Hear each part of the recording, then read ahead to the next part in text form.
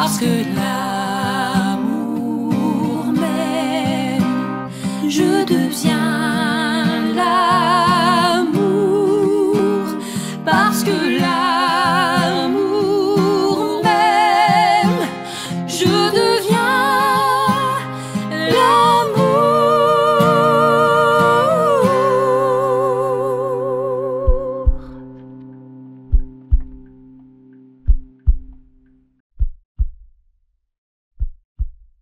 Bonjour, chers choisis de Jésus. Encore aujourd'hui, je suis heureux que nous puissions prendre du temps ensemble pour faire une réflexion profonde sur ce qui se passe présentement dans notre monde. Je dois vous dire que nous avons l'avantage d'avoir un Dieu qui est agissant. Hier au soir, je n'avais aucune idée vers quoi j'allais orienter le Facebook Live. J'ai demandé au Seigneur de m'inspirer et ce matin, quand je me suis réveillé, c'était très clair dans mon cœur. Il n'y avait qu'une seule phrase qui était nette. Le temps est à la prière. Plus que jamais, le temps est à la prière. Alors, vu que le temps est à la prière, nous allons d'abord commencer par une prière avant de développer notre sujet. Et commençons par la prière du matin que je récite depuis maintenant plus de 45 ans. J'ai été fidèle à chaque jour. Et prenons le temps, lisons-le, je vais la réciter tranquillement pour qu'aussi que vous preniez le temps de la méditer, de l'accueillir en vous, d'en faire votre propre prière. Alors Seigneur, dans le silence de ce jour naissant, je viens te demander la paix, la sagesse, la force. Je veux regarder aujourd'hui le monde avec des yeux tout remplis d'amour, être patient, compréhensif, doux et sage, voir au-delà des apparences tes enfants comme tu les vois toi-même, et ainsi ne voir que le bien en chacun. Ferme mes oreilles à toute calomnie, garde ma langue de toute malveillance, que seuls les pensées qui bénissent demeurent en mon esprit, que je sois si bienveillant, si joyeux, que tous ceux qui m'approchent sentent ta présence. Revins-moi de ta beauté, Seigneur, et qu'au long de ce jour, je te révèle. Alors, pour bien comprendre, puis pour nous aider à bien saisir ce qui se passe présentement sur l'univers, j'aimerais revenir à ce que nous enseigne la parole de Dieu. Dans l'ensemble de la parole de Dieu, c'est toujours lorsque les gens sont arrivés dans leur impuissance que le Seigneur s'est manifesté et qu'on a pu découvrir sa toute puissance. Pour vous en donner juste que quelques-uns, mais la Bible est remplie de ça, là. Hein? Pensons par exemple à la situation au moment où le Seigneur a décidé d'utiliser David, qui était un enfant, avec sa fronde, pour aller combattre le géant Goliath, qui était d'une puissance énorme, et puis ils ont gagné. Pensons à la prière d'Esther qu'on a eue il n'y a pas longtemps, dans laquelle elle disait, notre peuple est devenu le plus petit des peuples, et puis on est impuissant face, etc., qui était menacé d'être complètement détruit. Alors elle en a fait une prière, elle a mis sa confiance en Dieu, et Dieu a agi, et puis la situation a été renversée. On peut penser à Gédéon, qui était tout simplement en train de battre son grain quand le Seigneur lui a parlé, puis il a dit, je veux te faire de toi excellent guerrier, puis je veux faire de toi un pilier pour sauver mon peuple. Alors, et on pourrait continuer comme ça. On peut le voir aussi dans nos vies propres. Si on regarde en arrière, eh bien, on s'aperçoit bien que lorsqu'on est arrivé dans notre impuissance, lorsqu'on a, je dirais, frappé un mur, non seulement c'est pas suffisant de frapper le mur, faut-il retourner vers Dieu, puis demander à Dieu de pouvoir agir pour être témoin de son agir. Parce que si la fondation des choisis de Jésus existe aujourd'hui, puis qu'il y a une mission qu'on voit bien qui est universelle à travers le monde, eh bien, c'est qu'un jour, je me suis dit, les réflexions qu'on avait faites, Elisabeth et moi, il y a aucun mouvement humain capable de renverser la situation dans laquelle le monde s'est engagé, dans un monde de perversion où on veut construire un monde sans Dieu. Seul Dieu peut intervenir. Donc, moi, pour qu'il intervienne, il faut que je lui permette d'intervenir dans mon cœur, il faut que je lui donne mon oui, il faut que je prenne du temps avec lui pour la prière, l'adoration, pour qu'il puisse me transformer, puis après ça, peut-être, il se servira de moi pour toucher d'autres cœurs, d'autres personnes. Et on voit bien le mouvement, comme j'avais l'occasion de le dire ce matin, dans la petite rencontre que nous avions, où nous rencontrions un couple dans lequel il y en avait deux couples qui avaient cheminé dans le renouveau charismatique il y a nombre d'années. Et puis, je trouvais ça beau de les voir encore tous les deux et engagés. Et je me disais, là, il y a un autre enseignement aussi qu'on peut tirer de ça, là, c'est que quand j'avais observé que dans le renouveau charismatique, il y a eu trois catégories de personnes. Il y a eu les consommateurs ou consommatrices. Les gens qui allaient dans les veillées de prière pour faire prier pour eux, puis dire on est bien, là, on a bien dormi. Mais ça change rien dans leur vie. Ils continuent à quereller, ils continuent leur vie comme elle était autrefois. Il y a eu ceux, puis il y a eu à l'autre extrême, il y a eu des personnes qui disaient, ben moi j'ai reçu l'Esprit Saint puis je vais te le donner. J'ai plus besoin de le recevoir, je l'ai reçu là. Et ça n'a pas produit des fruits non plus à long terme. Ce qui a produit des fruits à moyen puis long terme, ce sont l'autre catégorie dans laquelle je disais, je le reconnaissais dans les couples qui étaient avec nous ce matin, c'est d'avoir accueilli l'amour de Dieu, avoir s'être laissé transformer par son esprit, avoir reçu le Saint-Esprit, avoir continué à s'en alimenter, puis d'avoir voulu le donner. Accueillir, donner, donner, accueillir, donner. Là, ça fait un vide en nous. Ça nous remplit. Et ça, c'est le mouvement qui est recommandé, qui est le but principal de la mission des choisis de Jésus, d'accueillir l'amour de Dieu, se laisser transformer par cet amour-là, puis lui permettre de passer à travers nous pour rejoindre les autres. Alors, autant on accepte de recevoir, autant on accepte de donner. C'est de même que le Seigneur nous purifie à travers ces mouvements-là. Et là, en regardant ce qui se passe, je reviens à ce qui se passe aujourd'hui dans notre monde, regardons un peu le monde que je dirais qui a voulu se construire sans Dieu, où on a cru que notre science, nos savants, nos grandes puissances étaient capables de contrôler puis de nous bâtir un monde meilleur, eh bien, je dirais, ils frappent un mur. Et ils en ont frappé un avec la pandémie, dans lequel, et puis là, on met la science au service, et puis tout à coup, on pense qu'on a trouvé la façon, mais il sort un autre variant. Et puis, il y a une autre affaire, puis là, on est aux prises avec ça depuis 2 ans. On n'en a pas encore fini. Il semble qu'il sort encore d'autres variants ailleurs, là, et puis que, etc. Bon. Et là, on est aux prises avec une guerre.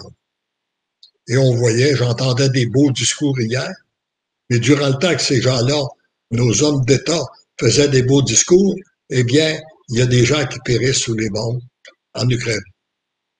Et là, ils sont placés, ils sont acculés au mur par leur impuissance. D'une part, on voudrait bien leur aider, on veut bien les sauver, mais par contre, si on veut sauver l'Ukraine, est-ce qu'on ne s'expose pas l'humanité, la Terre entière, à avoir une guerre universelle et ou à une guerre nucléaire? Alors là, on est aux prises avec les deux et on découvre notre impuissance.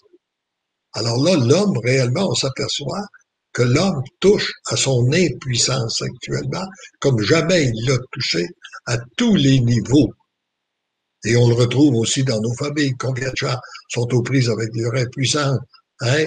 Je recevais encore le témoignage ce matin d'une grand-mère qui me parlait que sa petite fille, qu'un jeune bébé qui était aux prises avec l'alcool, une dépendance d'alcool, etc., etc. Alors, puis on touche à notre impuissance. Comment est-ce qu'on fait pour leur aider? Eh bien, et durant ce temps-là, ce qui est beau, par exemple, de voir qu'on peut retourner notre regard sur d'autres choses, et on découvre notre impuissance, il y a le pape François qui demain va consacrer la terre entière. Il demande, avec la collaboration des évêques partout, de tous les gens, tous les priants de l'Église, pour consacrer la terre entière, mais d'une façon spéciale, l'Ukraine et la Russie, au cœur immaculé de Marie, à l'occasion de la fête de l'Annonciation. Et ça va produire des fruits. Quand, comment, je ne sais pas, mais il y a une chose qui est sûre, c'est que on doit garder notre espérance. On doit garder nos yeux vers le Seigneur et lui demander d'agir et surtout d'être capable de le regarder agir. Moi, j'aime beaucoup lorsque je rencontre un problème aujourd'hui, puis je l'ai donné au Seigneur, puis je vais donner mon oui, de lui dire maintenant, je te regarde agir. Comment tu vas faire ça? Puis je suis toujours dans l'émerveillement. Alors, le Dieu qui agit dans tout l'Ancien Testament, puis il y a 2000 ans, puis etc., à travers les saints et les saintes, est toujours aussi agissant. Il est aussi agissant aujourd'hui. Il faut donc le reconnaître. Mais il s'impose pas.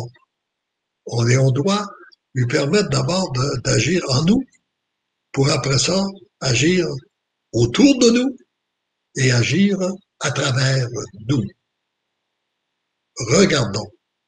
Et ce que je constate aussi, je veux vous dire un mot, parce que j'ai été profondément touché en écoutant le Facebook Live. D'ailleurs, les Facebook Live, que je pense qu'on a une très belle équipe à la Fondation des Choisis de Jésus, qui transmettent des messages très, très beaux. Mais celui de Guy Giroux, l'abbé Guy Giroux, de mardi, m'a beaucoup rejoint et m'a touché profondément.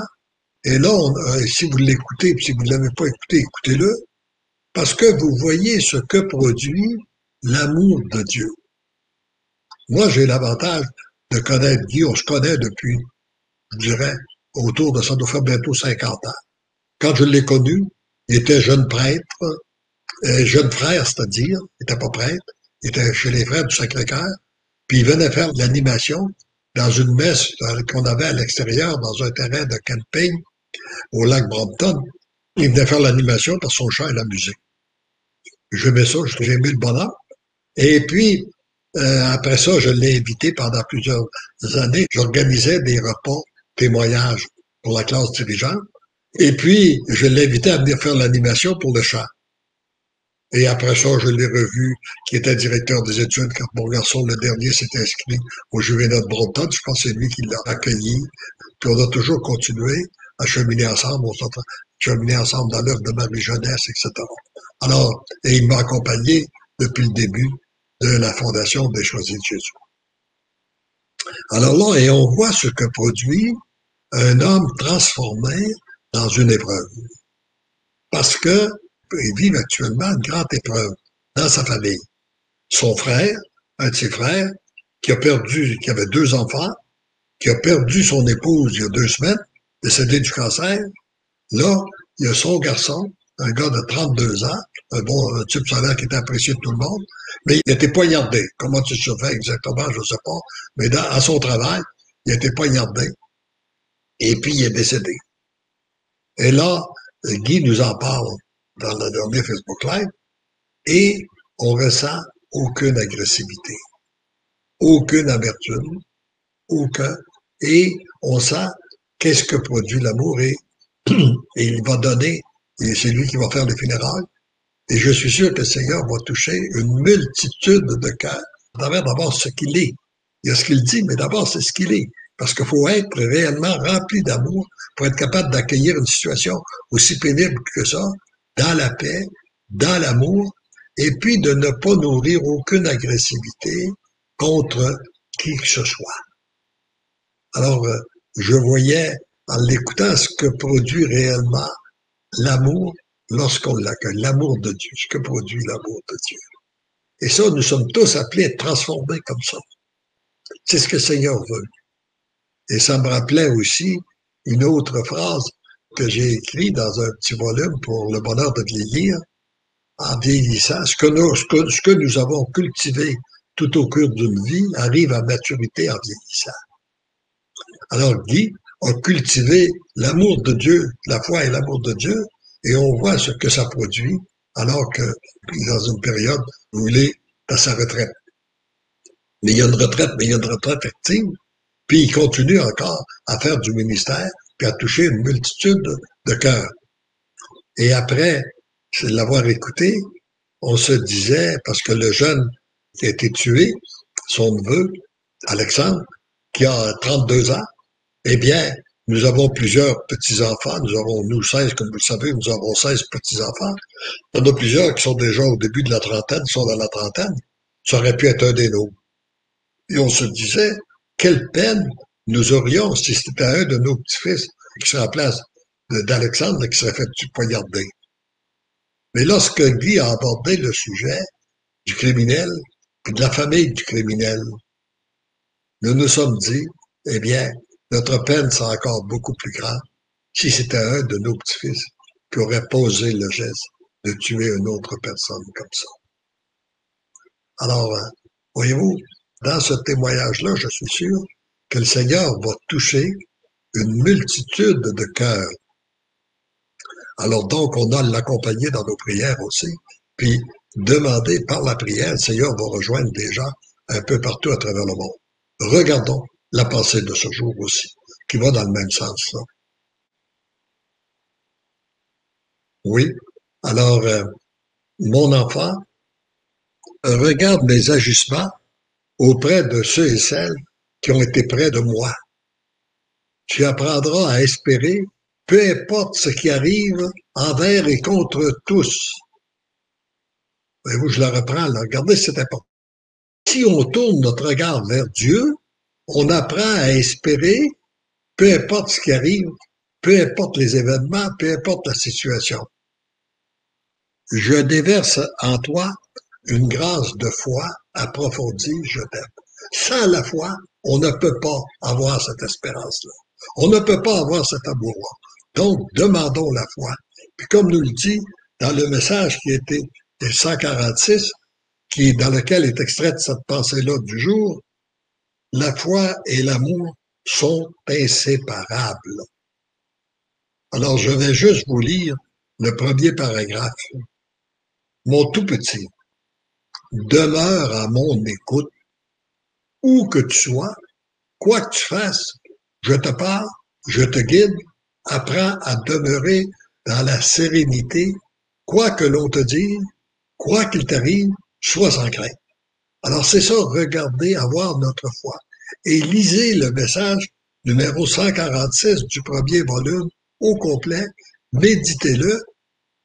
C'est que par la suite, on voit que de quelle façon que le Seigneur a agi avec son ami Lazare, qui était son meilleur ami. Et puis, il a entendu que Lazare était malade, il ne le guérissait pas, et il l'a laissé décéder, il n'était pas là. Il est revenu 3 jours après, alors qu'ils sont 3 ou 4 jours après, il était déjà en décomposition, puis il l'a ressuscité. Il a fait le plus grand miracle de sa vie par son ami Lazare et qui continue à convertir des cœurs. Alors si parfois nous avons l'impression que le Seigneur ne nous guérit pas, ne nous sort pas de nos malaises, c'est peut-être qu'il est en train de préparer un plus grand miracle. Tournons notre regard vers lui, demeurons dans l'action de grâce, reconnaissons notre impuissance et nous serons de plus en plus témoins de la toute-puissance de Dieu. Et plus que jamais, le temps est à la prière. Et là, on pourrait peut-être prendre quelques petits témoignages, si vous avez des questions. Puis, après ça, je terminerai avec une prière et on écoutera aussi le chant sur l'importance de l'adoration, parce que la prière, l'intimité avec le Seigneur. Est-ce que tu as des commentaires qu'on aimerait accueillir des gens? Oui, certainement. Ghislaine dit « Amen et merci mon frère. Oui, l'amour de Dieu transforme le cœur en le rendant à la ressemblance de celui de Christ.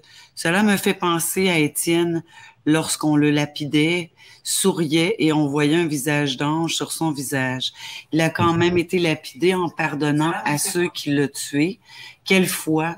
Oui, sans la foi, comment avoir l'amour? » C'est ça. Je pense que tu as tout compris, c'est tout à fait juste. C'est exactement ça. On a besoin de la foi. Alors, si vous avez de la misère, si vous avez l'impression que vous n'êtes pas toujours amour, eh bien, demandez la foi. Je pense que c'est la meilleure prière qu'on peut demander au Seigneur. Fais grandir ma foi afin que je puisse accueillir ton amour sans aucune restriction, afin que ton amour puisse passer à travers moi aussi pour rejoindre les autres. Il y en a un autre de Marcelin.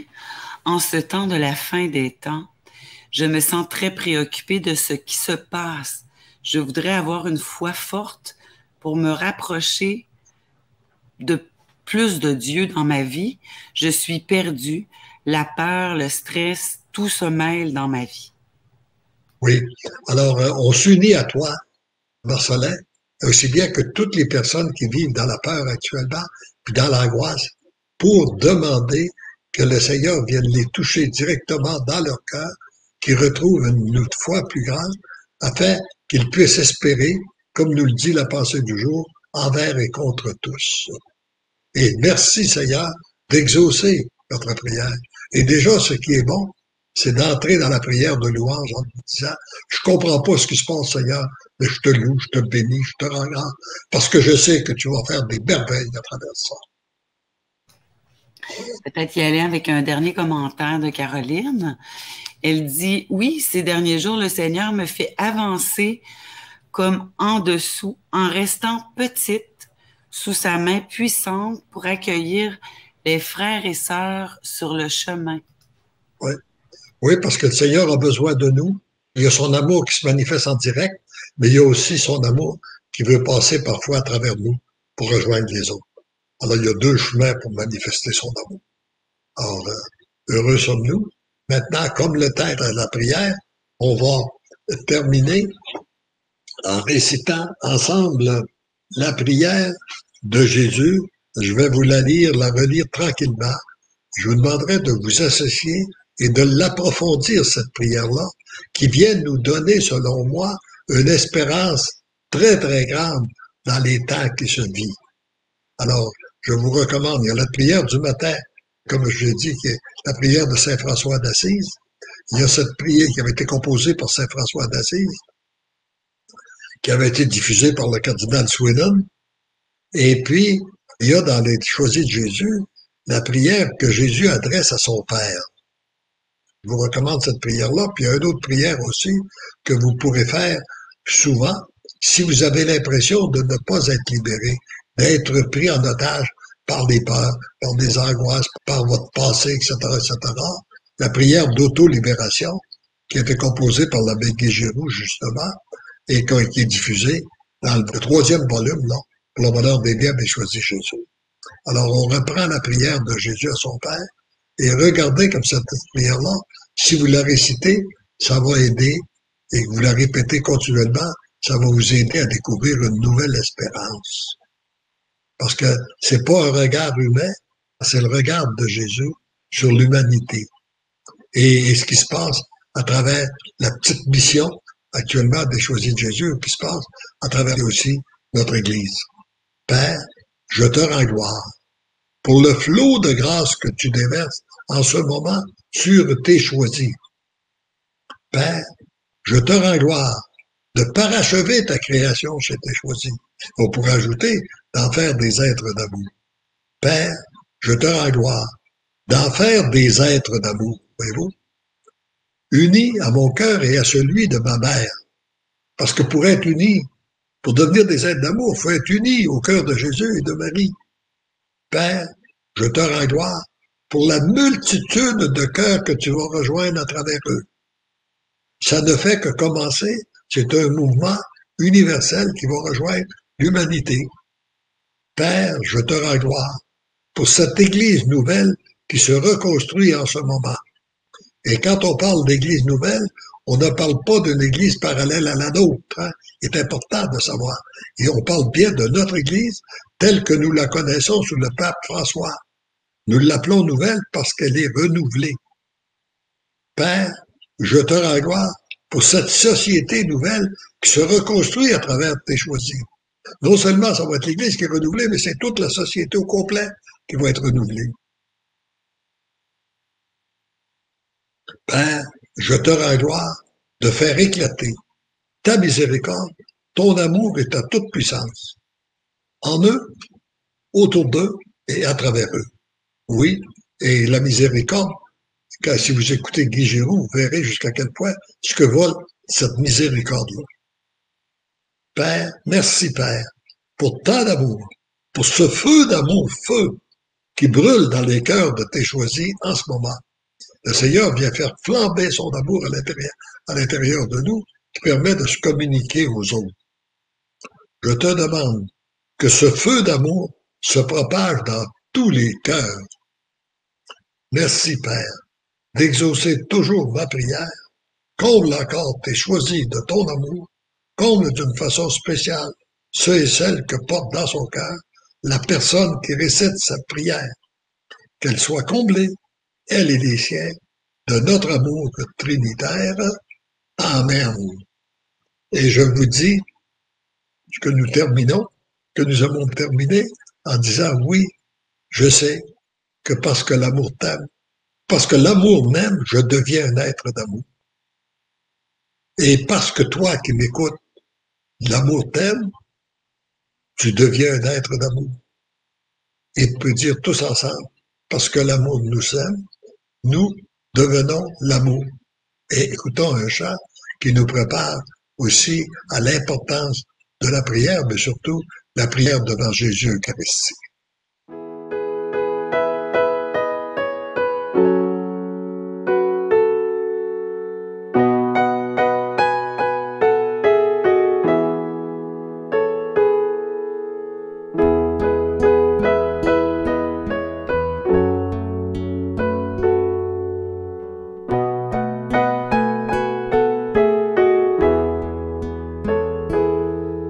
Ô sainte présence d'amour, Seigneur Jésus, nous t'adorons. Tu es la vie et le repos, tu es l'Éternel avec nous. Avec amour nous t'adorons, offrant notre cœur à ton cœur. Avec amour nous t'adorons, ô sainte présence d'amour. Mon tout petit, dans son plan d'amour, le Père a permis que je sois présent avec vous, par le moyen de ma présence eucharistique. En passant du temps, beaucoup de temps, devant ma sainte présence, même en ne disant aucun mot, vous serez transformés.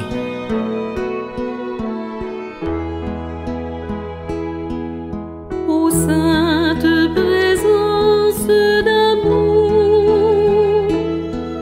Seigneur Jésus, nous t'adorons.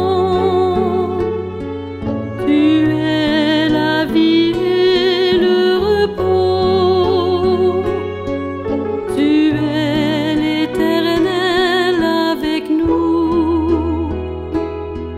Mon cœur est brûlant d'amour, et je désire déverser cet amour dans une multitude de cœurs. Le moyen par excellence d'accueillir ce déversement d'amour est l'adoration de ma sainte présence. Mon grand désir d'être de plus en plus présent dans les cœurs doit passer à travers ma sainte présence eucharistique.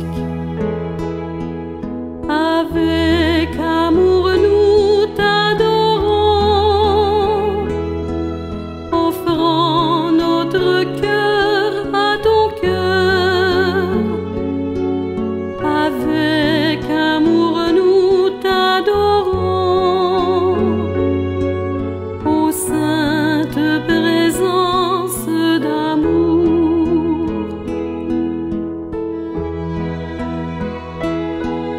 Je brûle du désir de vous combler et d'enflammer toute mon Église de mon feu, d'amour-feu. si vous saviez comme je vous aime.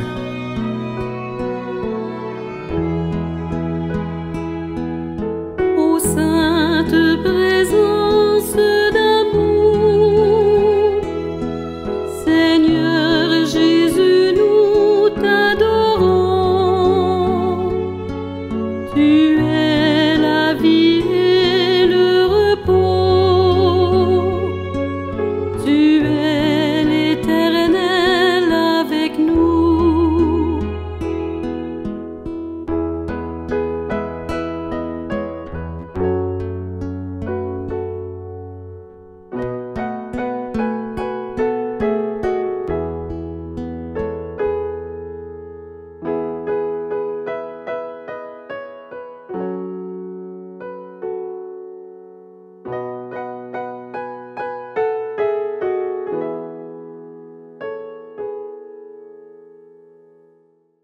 Parce que l'amour m'aime, je deviens